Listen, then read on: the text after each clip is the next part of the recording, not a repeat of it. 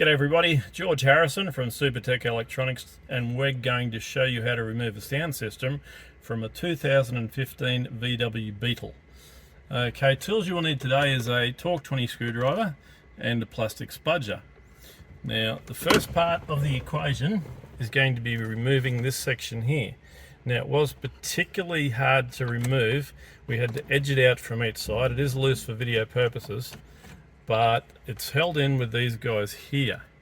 So you have to edge one corner out at a time until you've got the whole piece out. And we'll just put that aside. Once you've got that out, this part here actually becomes fairly easy. We're going to get our fingernails under it, and the whole thing will pop out.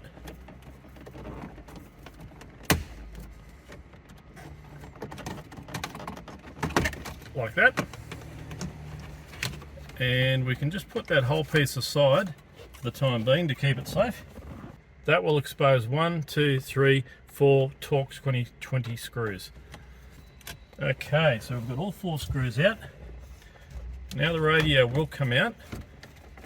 Just support it at the bottom, and it will expose all these guys at the back.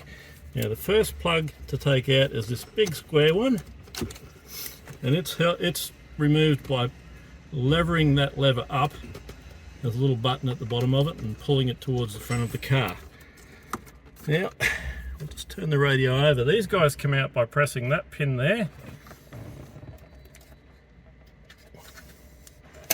and doing that. And very similar to this one. Now that's ready to send off to Supertech Electronics for repair.